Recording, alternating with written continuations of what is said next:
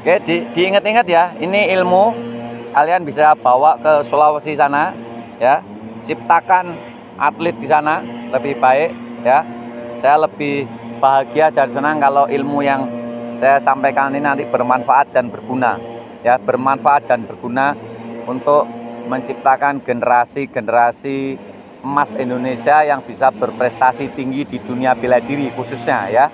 Karena sampai saat ini ya, entah mengapa saya juga nggak tahu, prestasi bela diri anak bangsa negeri ini ya hanya untuk tingkat kawasan Asia Tenggara saja.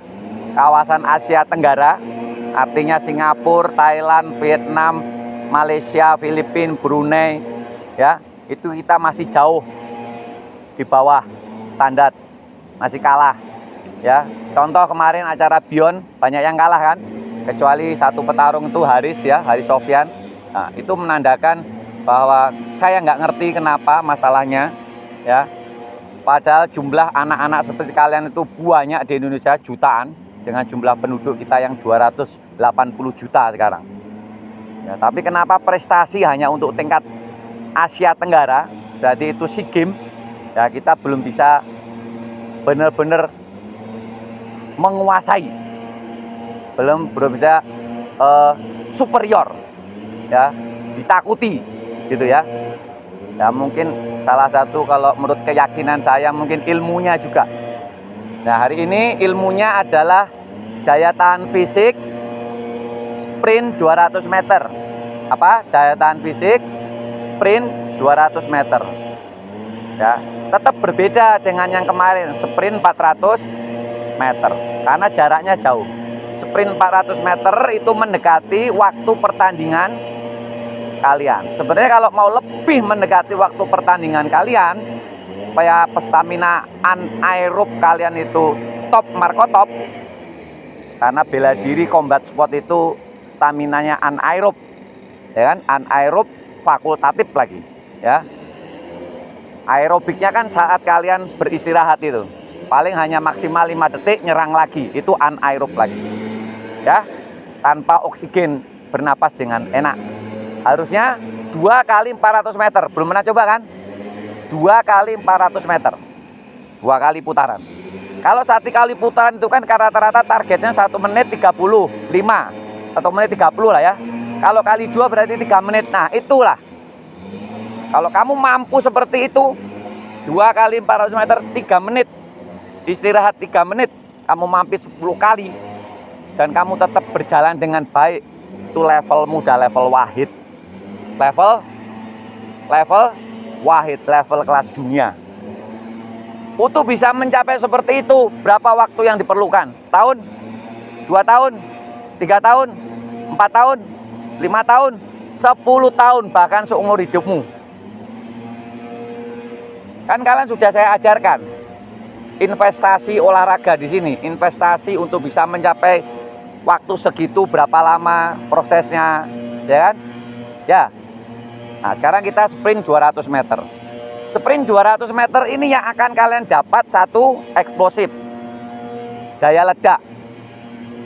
Ya. Supaya menendang itu dalam sepersekian detik, kalau mas tak, daya ledak. Ini yang tidak dilatih. Kalau hanya latihan teknik nggak bisa. Apalagi cuma latihan teknik seminggu 2 kali, nggak akan bisa. Ini yang nggak diajarkan oleh orang-orang Jepang di sana ke sini. Setiap kali seminar orang Jepang nggak ngajarkan ini. Menjadi sebuah rahasia. Yang diajarkan hanya teknik Chudan Cuki, Maegeri gitu aja. Tapi ilmu seperti ini nggak diajarkan. Ya, makanya jangan heran kalau orang Jepang itu kebanyakan orang-orang Amerika itu kok sprint, apalagi sprintnya nanjak. Itu yang dicari, mencari eksplosivitas. Karena kalau sprint 400 meter kalian 1 menit 35, 1 menit 30, bahkan bisa 1 menit 17. Sprint 200 meter paling tidak kalian 30 detik. Sebenarnya itu terlalu lama kalau untuk daya ledak. Karena kalau tes untuk daya ledak pakai sepeda statis seperti yang kemarin Cantika lakukan, itu dengan sepeda bebannya berat tapi hanya 6 detik. Nilai angka kalibrasinya harus mencapai 15. Nggak tahu 15 putaran atau apa gitu. Nah, kemarin Cantika hanya dapat 10. Rata-rata semua yang perempuan dapat 10. Artinya itu belum mencapai standar dunia. nasional. Paham? Ilmu-ilmu seperti inilah yang nggak diterapkan di camp-camp, di klub-klub. Habis waktunya. Ilmu-ilmu seperti ini ya hanya diterapkan di pelatnas. Saya masih ingat betul ya kata-kata. Ingat kata-kata seorang mentor Sambo. Ya, waktu saya ikut seminar.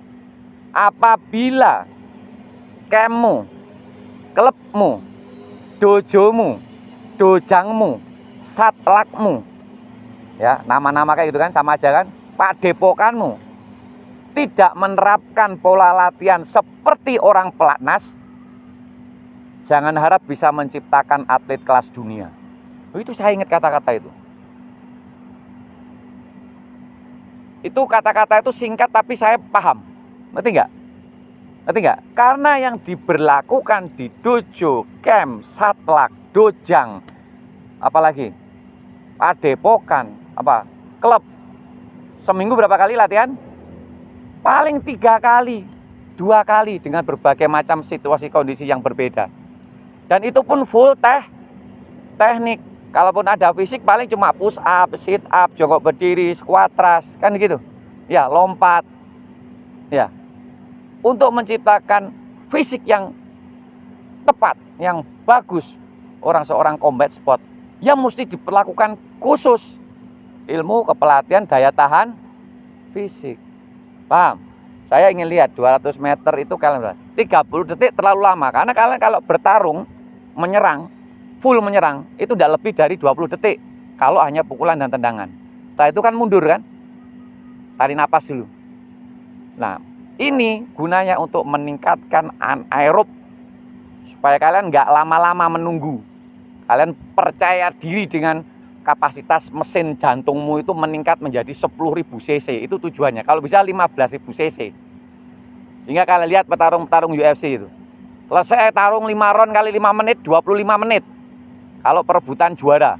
5 kali 5 menit. Setelah selesai pertandingan, bla bla bla, wawancarai. Napasnya tersengal-sengal nggak? Napasnya tersengal-sengal nggak? Iya apa enggak? Diwawancarai dia, I'm doing, gitu nggak?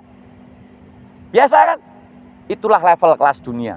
Berarti kapasitas mesin jantung parunya sudah 15.000 cc ke atas. Selesai bertarung dia masih santai, malamnya masih bisa pergi makan malam bersama, biasa aja. Itu yang harus kita capai. Berat harus dilakukan. Nggak ada jalan lain, nggak ada jalan pintas. Paham? Ya, makanya 12 tahun, 13 tahun, 15 tahun, nanti kamu akan jadi itu umur 20. Ingat, masa emas atlet itu hanya di usia 20 sampai 30. 20 sampai 30. Berapa tahun? 10 tahun. Dan kata-kata terakhir saya, pensiunlah kalian di saat kalian jaya. Seperti Habib. Begitu sudah mencapai titik puncaknya, jaya, pensiun. Kenapa? Ceritanya enak. Akan diceritakan tentang kejayaannya terus, bukan kekalahannya. Paham? Paham? Ya, pensiunlah ketika kamu sudah dapat medali emas SEA Games, medali emas Asian Games, habis, medali emas PON.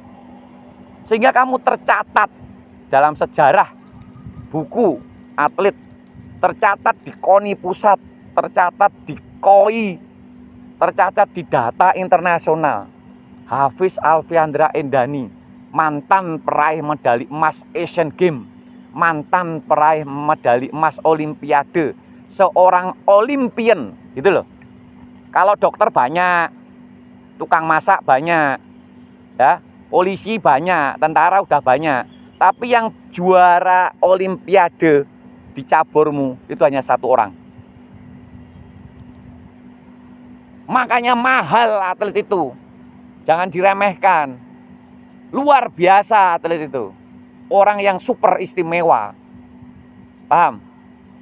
Ya, jangan lagi ada anggapan bahwa atlet petarung itu orang goblok.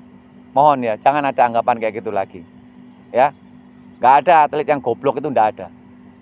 Ya, ini persepsi yang salah. Mau orang tua, mau orang yang selalu menganggap atlet bela diri itu orang bodoh, orang goblok. Ya, hanya menggunakan otot, nggak menggunakan akal. Itu itu orang yang lebih bodoh dari ya. Ya itu dolalah itu kalau menurut saya ya, yang masih ngomong kayak gitu. Suruh ke sini saya didik biar dia paham, kasih paham. Suruh ke PKBM SBI saya didik, saya kasih paham. Ya, 3 bulan kuat, bagus. Kalau nggak muntah-muntah ya. Lah, yuk kita lakukan.